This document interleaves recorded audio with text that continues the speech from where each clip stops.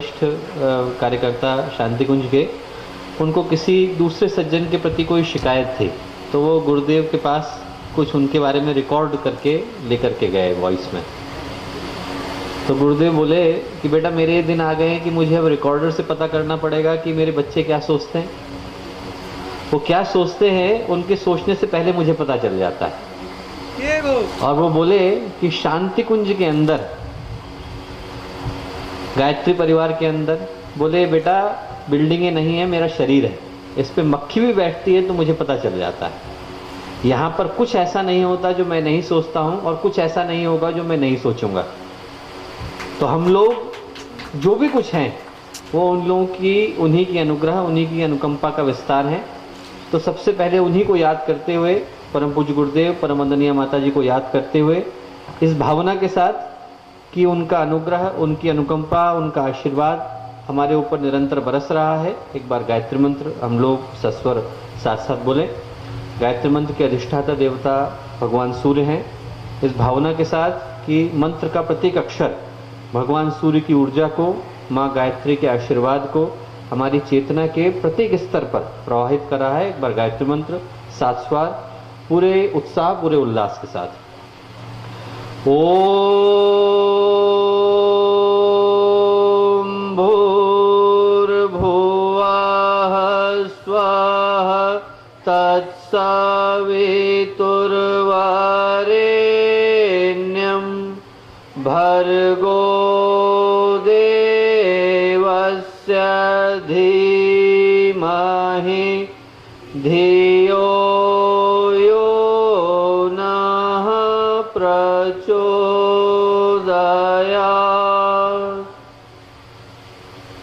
परम पूज्य गुरुदेव, परम वंदनीय माता जी के सूक्ष्म संरक्षण में यहाँ इस अद्भुत कार्यक्रम के 200वें सप्ताह में उपस्थित गायत्री परिवार बंगाल, गायत्री परिवार बिहार के सभी कार्यकर्ता भाइयों और बहनों, हम लोगों के साथ मंच पर उपस्थित आदरणीय दुबे माओ जी, रवि शर्मा भाई साहब, अंजना दीदी, शांति कुंज से हमारे साथ आए डॉक्टर रामावतार, और सभी युवा भाइयों जो कि इतनी मेहनत के साथ इस कार्यक्रम को सफल बनाने के लिए लगे हुए हैं। आप सबका सबसे पहले बहुत बहुत अभिनंदन, हार्दिक रूप से आभार, हार्दिक रूप से धन्यवाद। जब इस कार्यक्रम के बारे में रवि शर्मा जी ने बताया तो मुझे एक कहानी याद आई, और उसी कहानी के साथ मैं अपनी बात को आरंभ करूंगा। कहानी पौराणिक आख्यानों में आती है कि एक धनी व्यक्ति था, और उसका नित्य का नियम था कि उसका बहुत बड़ा सुंदर वैभवशाली घर था, और उसके अंदर उसने एक बड़ा खूबसूरत सा मंदिर बना रखा था। और उस मंदिर के अंदर वो रोज 1008 घी के दिए जलाता था, 1008 घी के दीपक रोज जलाता था बिना नागा। और उसी घर से थोड़ी दूर पर एक छोटा सा मजदूर भी रहा करता था, और मजदूर जो था वो दिन में 4-5 पैसे कमाता होगा। 4-5 पैसे कमा करके जो उसको मिलता था उसमें से 1 पैसा का वो तेल का दीपक खरीदता और गली के मोड़ पर रख करके आ जाता कि अंधेरे में कोई मुसाफिर गुजरे तो उसको दिक्कत नहीं हो। संयोग से दोनों की मृत्यु एक साथ हुई, एक दिन हुई। दोनों ने अपने नियम को जिंदगी में कभी नहीं बदला, न धनी व्यक्ति ने बदला, न उस मजदूर ने बदला। जब वो ऊपर पहुंचे तो धनी व्यक्ति ने देखा कि उस मजदूर को तो बहुत ऊंचा स्थान दिया जा रहा है, उसकी बड़ी आवाभगत हो रही है। तो बड़ा आश्चर्य हुआ धनी व्यक्ति को। उन्होंने कहा पूछें कि क्या बात है, इनने ऐसा क्या किया जो उसको बड़ा सम्मान मिल रहा है। तो उन्होंने चित्रगुप्त से पूछा, तो चित्रगुप्त बोले कि इस व्यक्ति ने रोज तेल का एक दीपक गली के मोड़ पर लगाया है। धनी व्यक्ति को बड़ा गुस्सा आया। उसने कहा मैंने तो 1008 जलाया, वो भी घी के जलाए, और मैंने बिना नागा जलाए। इस आदमी को इतना सम्मान दिया जा रहा है और मैं एक तेल के दीपक के लिए। चित्रगुप्त बोले बात संख्या की नहीं, बात उसके पीछे की भावना की है, बात उसके पीछे के उद्देश्य की है। तो बात इस चीज की है कि आपने किस कार्य को किस उद्देश्य के साथ, किस भावना के साथ, किस लक्ष्य की प्राप्ति के लिए, किस संकल्प के साथ किया, उस चीज का मूल्य भगवान की निगाह में होता है। और जिस भावना के साथ आप लोग इतने बढ़िया कार्यक्रम को लेकर के यहाँ पर चले, ये उसी व्यक्ति के पुण्य के बराबर है। उसी व्यक्ति के पुण्य के बराबर है कि आप लोग पिछले 200 सप्ताह से निरंतर एक आदमी एक संकल्प लेता है और सुबह लेने के बाद दोपहर पर उस पर विचार करता है कि क्या मुझे इस संकल्प को लेकर के आगे चलना चाहिए या नहीं चलना चाहिए। पर 200 सप्ताह तक, 200 हफ्तों तक एक ही संकल्प को लेकर के चलना, इस भावना के साथ चलना, इस उद्देश्य के साथ चलना, इस गंभीरता के साथ चलना अपने आप में बड़े पुण्य की बात है, अपने आप में बड़े संकल्प की बात है। जो बात महत्वपूर्ण है, मैं उस विषय पर आपसे कुछ बातें करना चाहूँगा। बात यह है दोस्तों कि हम और आप जिस समय में जी रहे हैं वो बड़ा ऐतिहासिक समय है। This is a historical time. ऐतिहासिक समय उसे कहते हैं जिस समय में लिए गए निर्णय ऐतिहासिक होते हैं, जिस समय में लिए गए निर्णय इतिहास को बदलने की क्षमता रखते हैं, जिस समय में लिए गए निर्णय इतिहास को प्रभावित करने की ताकत रखते हैं। ऐसे डिसीजन जो इतिहास का रुख बदल दें, उनको हम लोग, ये समय इस बात का समय है जब हमें तय करना है कि हम लोग सही पथ पर आगे बढ़ना चाहते हैं या गलत पथ पर। इस समय इस बात का है जब हमें तय करने की आवश्यकता है कि हम लोग धर्म का साथ देना चाहते हैं या अधर्म का। इस समय इस बात का है जब हमें तय करने की आवश्यकता है कि हम उत्कर्ष की ऊंचाइयों को छूना चाहते हैं या पतन के पराभव को। इस समय इस बात का है जब हमारे चारों ओर परमात्मा के रूप में फैली प्रकृति हमसे प्रश्न करती है कि हम मानवता का भविष्य किस रूप में देखते हैं। हमसे प्रश्न करती है कि हम अपने बच्चों के लिए, आने वाली पीढ़ी के लिए कैसा संसार छोड़ करके जाना चाहते हैं। हमसे प्रश्न करती है कि हम प्रकृति को अपनी माँ मानते हैं या ये कहने का सिर्फ ढोंग करते हैं, या ये कहने का सिर्फ नाटक करते हैं। और ये प्रश्न पूछने के लिए प्रकृति मजबूर इसलिए हुई है क्योंकि हम लोग, मैं और आप और सारी मानवता, वैज्ञानिक प्रगति के रास्ते पर चलते चलते आज ऐसे मोड़ पर, ऐसे मुहाने पर, ऐसे चौराहे पर आकर के खड़े हो गए हैं जहां पर इन प्रश्नों का उत्तर जाने बिना आगे की रास्ते को, आगे की दिशा को, आगे के पथ को तय कर पाना संभव नहीं।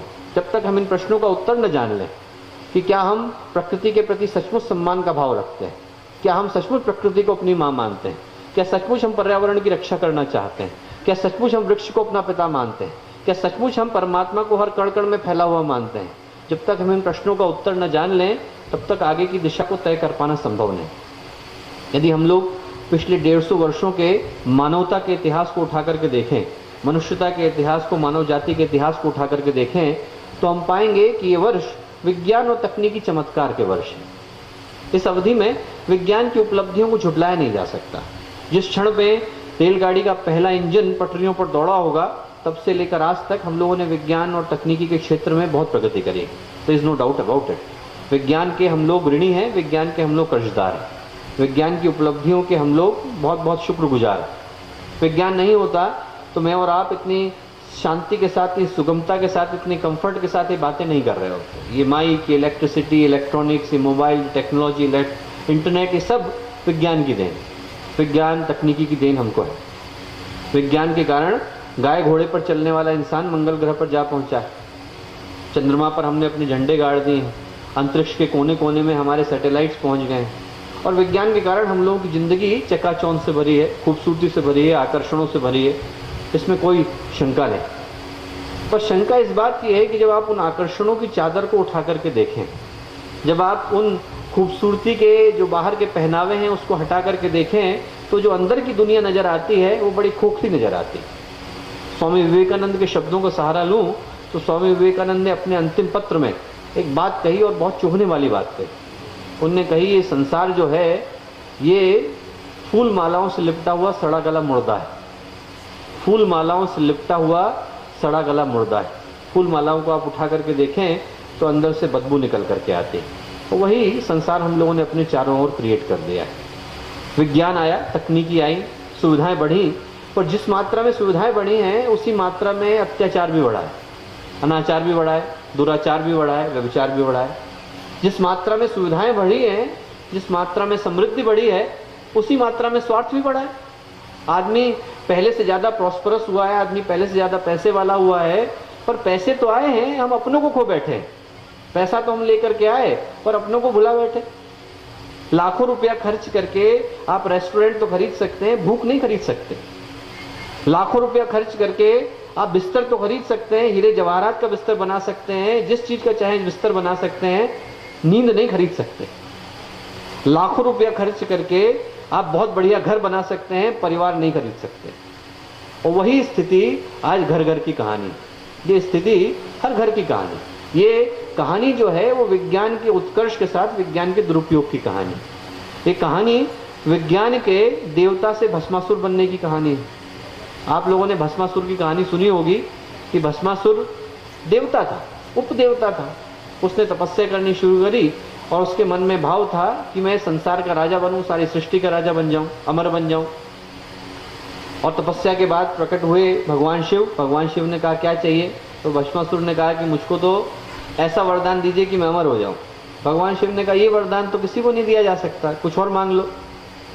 तो भगवान शिव से उसने कहा कि मुझे ऐसा वरदान दीजिए कि मैं जिसके सिर पर हाथ रखूं वो वहीं मर जाए, तुरंत उसी सेकंड मर जाए, जैसे ही मैंने हाथ रखा वैसे ही भस्म हो जाए। तो कोई दुश्मन ही नहीं बचेगा, जो आएगा उसके सिर पे हाथ रखा भस्म हो गया। भगवान शिव ने कहा ठीक है तथास्तु, कोई दिक्कत नहीं, वरदान आपका है। और उसने कहा सबसे पहले किस पे ट्राई करके देखा जाए कि मेरे को जो वरदान मिला वो सही है कि गलत। पहले तो चेक किया जाए कि भाई जो वरदान दिया गया है वो सही है कि गलत है। उसने सबसे पहला प्रयास भगवान शिव के ऊपर ही करने की सोची कि भगवान शिव के ही सिर पे हाथ रख दें और देखें कि भस्म होते हैं कि नहीं होते। अब भगवान शिव वहां से गए और फिर लंबी कहानी है कि भगवान विष्णु को बीच में बचाने के लिए आना पड़ा, मोहिनी का रूप रख करके, और भस्मासुर अपने सिर पर ही अपना हाथ रख करके भस्म हो गया। पर ये कहानी मात्र भस्मासुर की कहानी नहीं, ये कहानी विज्ञान की भी कहानी है। आज जिस विज्ञान को हम लोगों ने बनाया उसी से डरे डरे घूम रहे हैं। जो आज इतने सारे आतंकवाद के साधन हैं, इतने सारे हथियार हैं, वो कोई दूसरे ग्रह से आए प्राणी ने नहीं बनाए। ऐसा नहीं कि कहीं और से कोई एलियन आया था और हमारे घर पर छोड़ करके चला गया था, हम लोगों ने बनाए और आज हम उन्हीं से डरे डरे घूम रहे हैं। उसका कारण सिर्फ इतना है कि हम लोगों ने विज्ञान को बनाते समय, तकनीकी को डेवलप करते समय उसकी समग्रता पर ध्यान नहीं दिया, और उसके कारण विज्ञान ने हमें लाभ तो दिया पर साथ में स्वार्थपरता और दे दी। ऐसी संकीर्णता, ऐसी स्वार्थपरता हमारे सोच में भर दी कि आदमी का जीवन प्रेत पिशाच की तरह हो गया। ना आदमी रात में ढंग से सो पाता है, न दिन खुशी खुशी गुजार पाता है। आदमी एक घर के अंदर रहता है, आपस का प्यार खत्म हो गया है, पारिवारिकता खत्म हो गई है, वैमनस्य आ गया है। दूसरे को देखता है तो उसे शंका होती है कि मेरी जेब काट करके न ले जाए, कहीं मेरे रास्ते में चल रहा हूँ कोई मुझे छुरा भोंक कर नहीं ले जाए। आदमी एक अजीब तरीके की संकीर्णता में, अजीब तरीके की विक्षिप्तता में, दोहन में जुड़ गया है। अभी आपने सुना, हमने प्रकृति हमारे चारों ओर परमात्मा के रूप में फैली हुई है। भगवान श्री कृष्ण गीता में कहते हैं मयाध्यक्षेण प्रकृति सूयते सचराचरम हेतु नानेन कौन्तेय जगद्द्वय परिवर्तते। मैं इस प्रकृति का अध्यक्ष हूँ और मेरी अध्यक्षता में मैंने इस प्रकृति का निर्माण किया है। जहां तक तेरी दृष्टि जाती है, चर अचर, जहां तक तेरे को दिखाई पड़ता है, जो दिखाई पड़ रहा है, जो नहीं दिखाई पड़ रहा है, जहां तक तो सुन पा रहा है, जहां तक नहीं सुन पा रहा, वहां तक जो कुछ फैला हुआ है वो प्रकृति है, और वो प्रकृति मेरा ही रूप है। और वो प्रकृति, उसकी अंधाधुंध दोहन में हम लोग जुट गए। जिस प्रकृति को किसी समय में हम लोग माँ मानते थे, उसके नियमों को अपने जीवन का अभिन्न अंग मानते थे, आज सब कुछ भुलाकर स्वार्थ के नाम पर हम उसी के अंधाधुंध दोहन में जुटे हैं। यदि पोषण न किया जाए, संरक्षण न किया जाए और मात्र दोहन किया जाए तो हम अपने बच्चों के लिए क्या धरती छोड़ करके जा रहे हैं। सोच करके देखिए कि यदि आपके पास, आपके अकाउंट में 1 लाख रुपया हो, कमाते आप एक नया पैसा नहीं हो, हर रोज 1000 रुपये कमाते हो, तो एक दिन वो 1 लाख रुपया भी खर्च हो जाएगा। 1 लाख के आप पे 1 करोड़ है, 1 करोड़ के आप पे 1 अरब है, 1 अरब के आप पे 1 खरब है।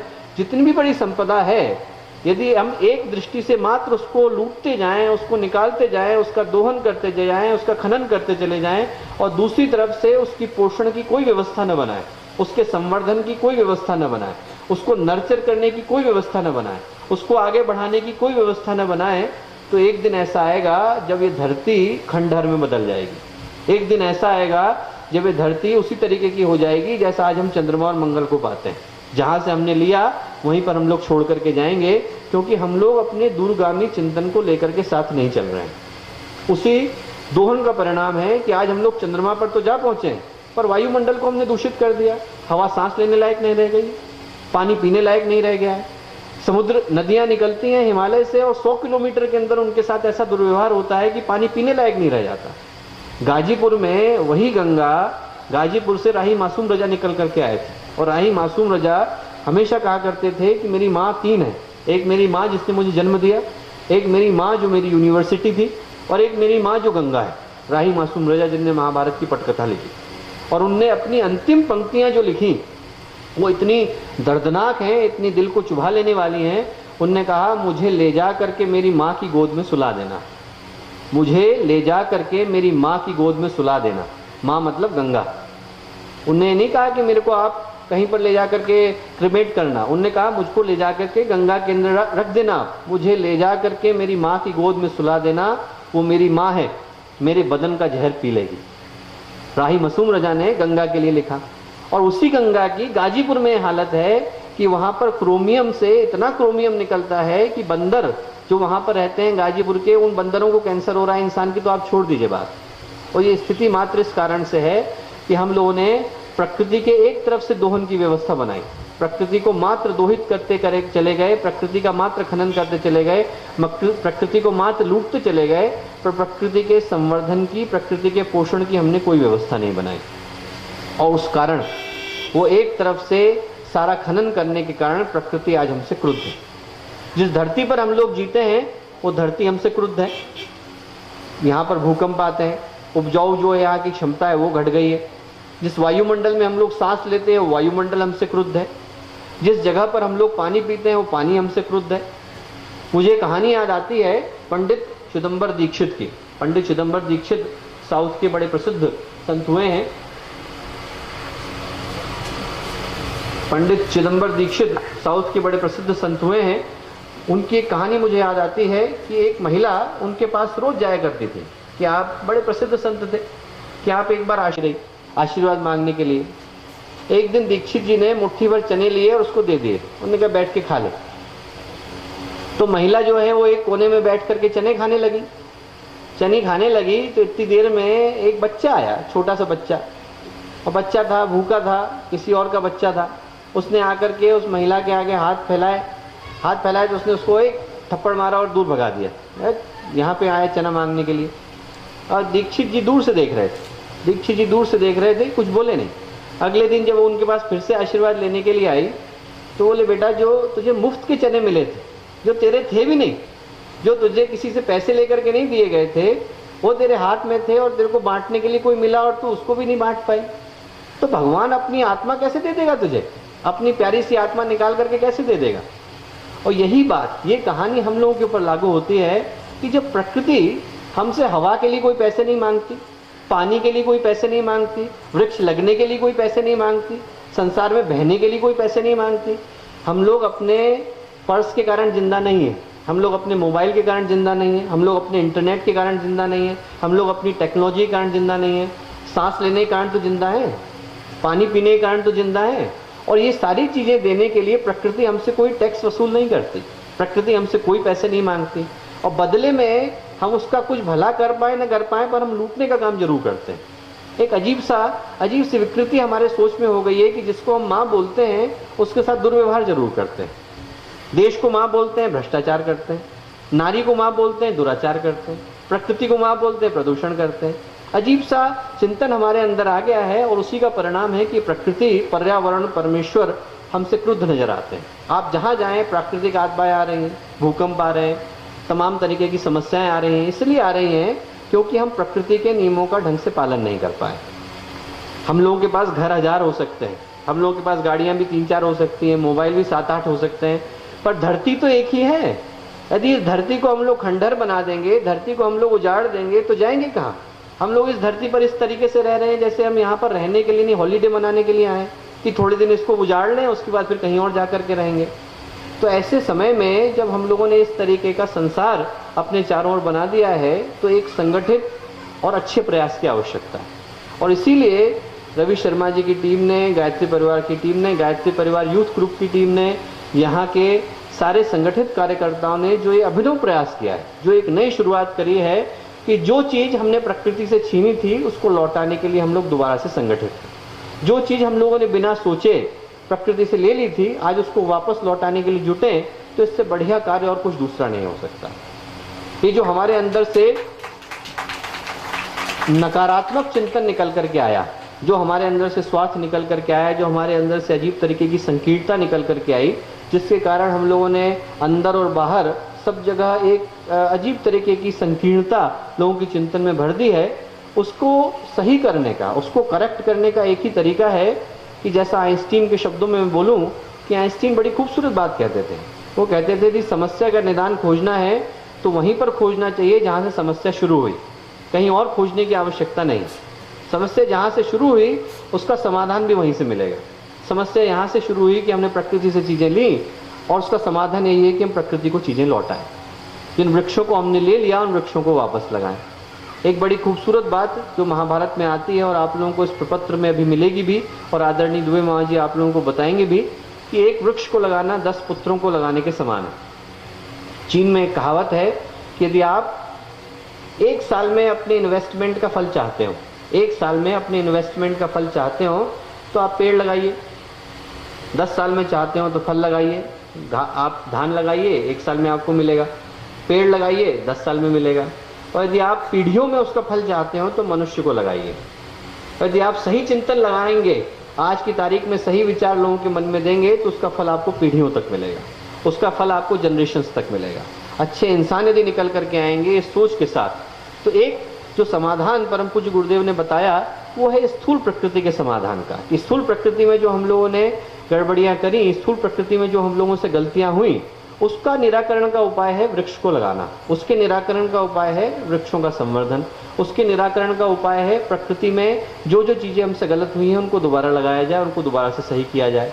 पर जो सूक्ष्म प्रकृति में हमसे गड़बड़ियां हुई हैं, जो सूक्ष्म प्रकृति में हमसे गलत चीजें हो गई, उसके परिशोधन के लिए, उसके परिष्कार के लिए ये जो यज्ञीय कर्मकांड आप यहाँ पर देख रहे हैं वो उसके लिए कि जब तक आदमी की प्रवृत्ति नहीं बदलेगी, जब तक आदमी के सोच का तरीका नहीं बदलेगा, जब तक आदमी के चिंतन का, जब तक आदमी के दृष्टिकोण का तरीका नहीं बदलेगा, तब तक आप कितनी भी बार उन प्रयासों को कर लीजिए, स्थायी समाधान निकल पाना संभव नहीं।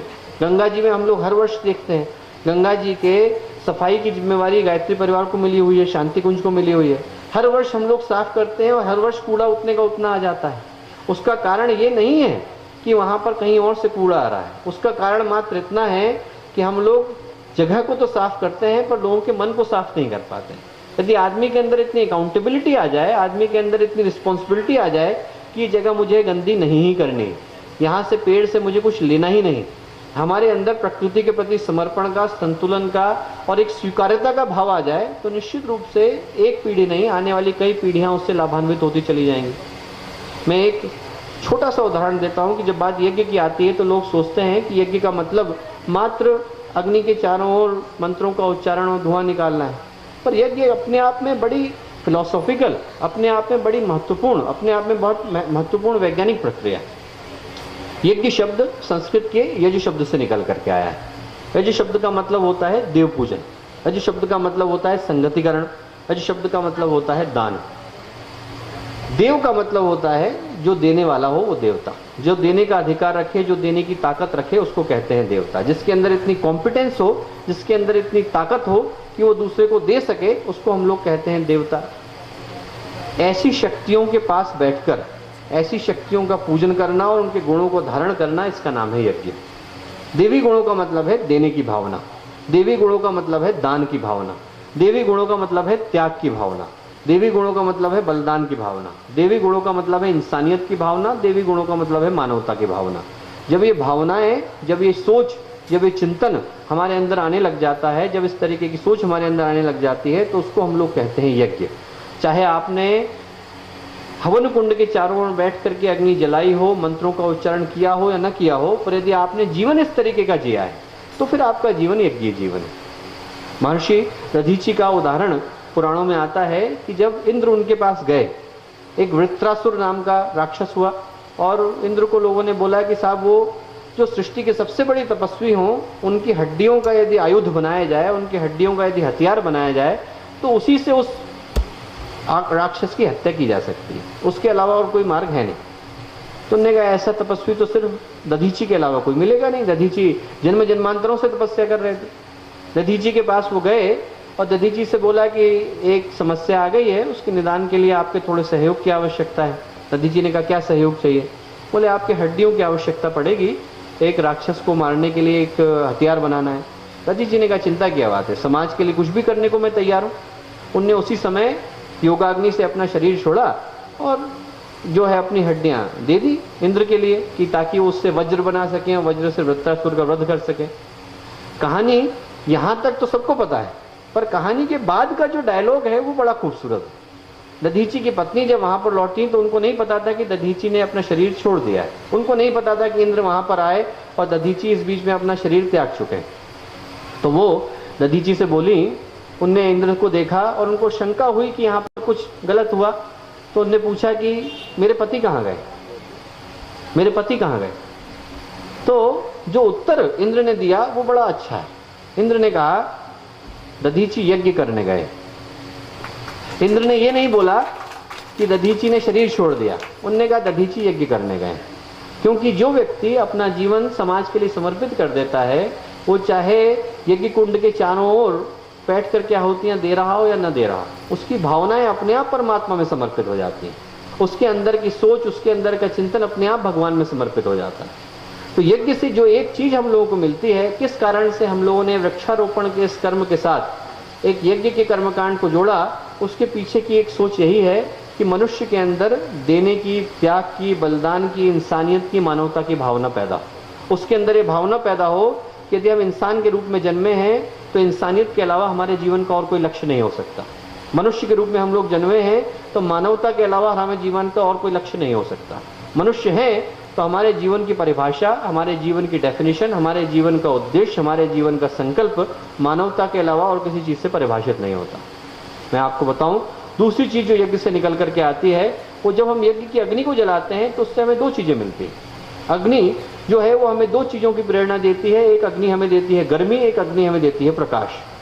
गर्मी का मतलब है विचारों की तेजस्विता, गर्मी का मतलब है अंदर का उमंग, अंदर का उल्लास, अंदर का उत्साह। मनुष्य इतना ठंडा हो जाए, इतना डिप्रेस्ड हो जाए, इतना परेशान, इतना फ्रस्ट्रेटेड हो जाए कि घर वाले भी उसके पास बैठना पसंद नहीं करे, तो ऐसा जीवन किसी काम का नहीं। आपके अंदर, आपके विचारों में इतना संकल्प, इतनी तेजस्विता, इतनी ताकत होनी चाहिए कि जो भी आपके पास आए वो अपने जीवन में ऊर्जा महसूस करे, अपने जीवन में प्रेरणा महसूस करे।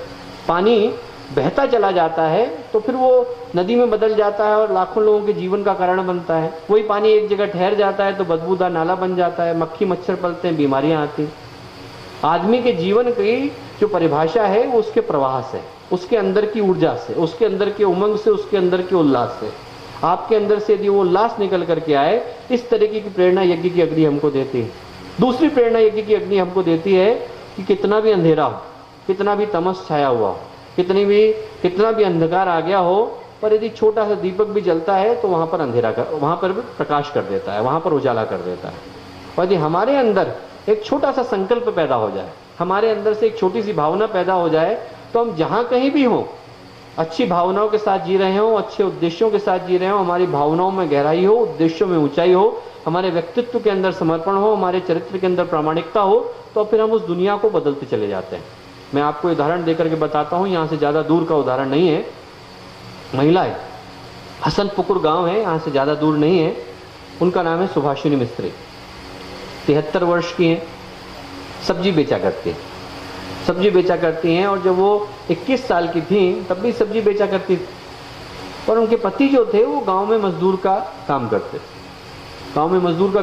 थे। तो एक दिन क्या हुआ कि उनकी तबीयत खराब हुई और जब तक उनको लेकर के यहाँ कलकत्ता तक आती तब तक पति का देहांत हो गया।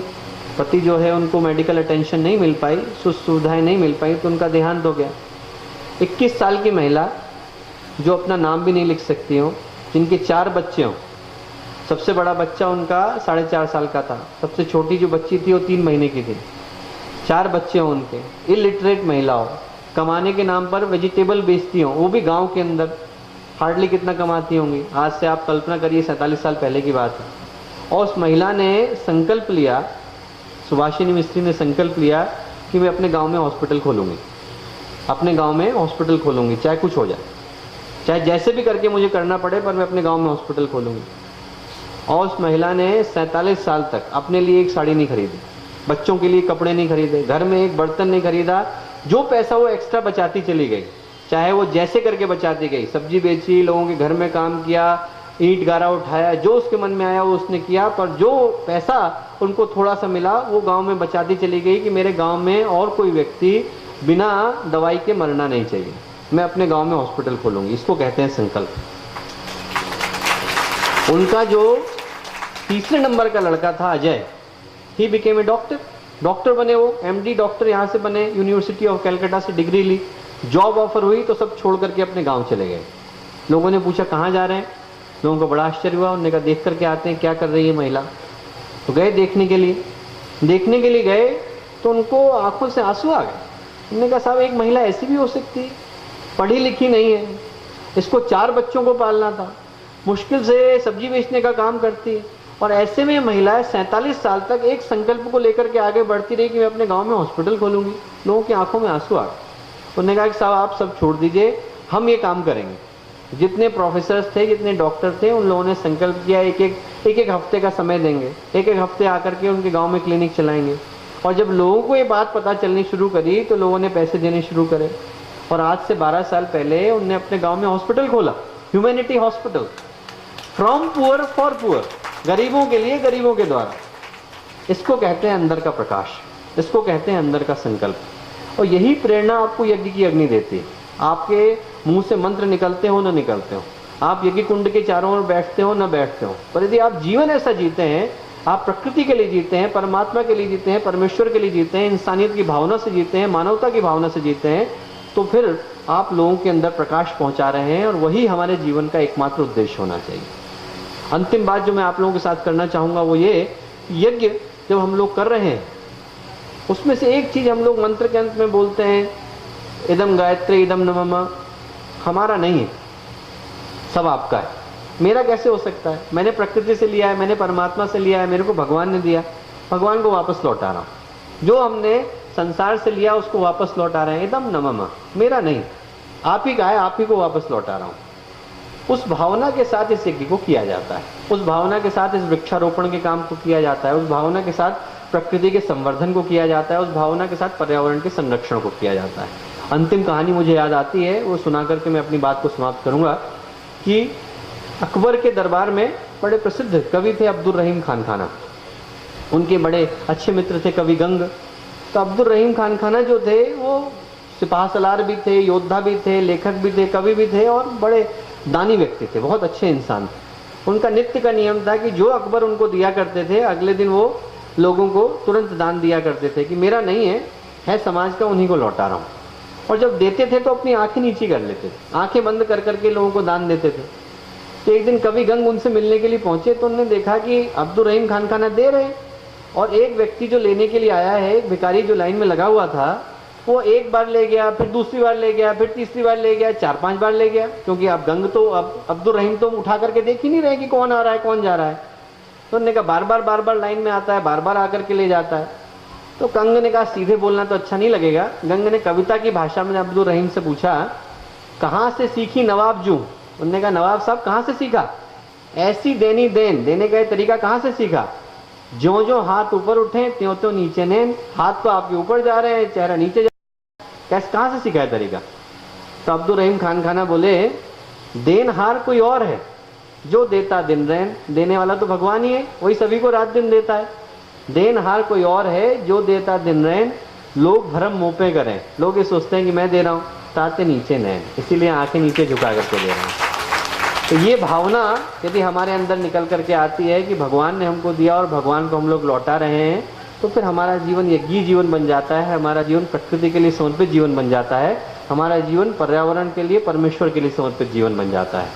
तो मैं इसी भावना के साथ कि आप लोग यहाँ पर एक पुनीत कर्म को करने के लिए, एक पावन कर्म को, एक पुण्य कर्म को करने के लिए एकत्रित हुए हैं, आप उस वृक्षारोपण के कार्य को करें, उस वृक्ष को अपना मित्र बनाएं, अपना पुत्र बनाएं, अपना बेटा बनाएं, पर साथ साथ अपने जीवन में एक मानवता की, एक इंसानियत की भावना को भी जगाएं। एक बीज अपने अंदर भी बोएं कि आपके अंदर से एक अच्छा इंसान, आपके अंदर से एक अच्छा व्यक्तित्व निकल करके आए, जिसका प्रकाश, जिसकी प्रेरणा, जिसकी ऊर्जा संसार के हर कोने तक पहुंचे।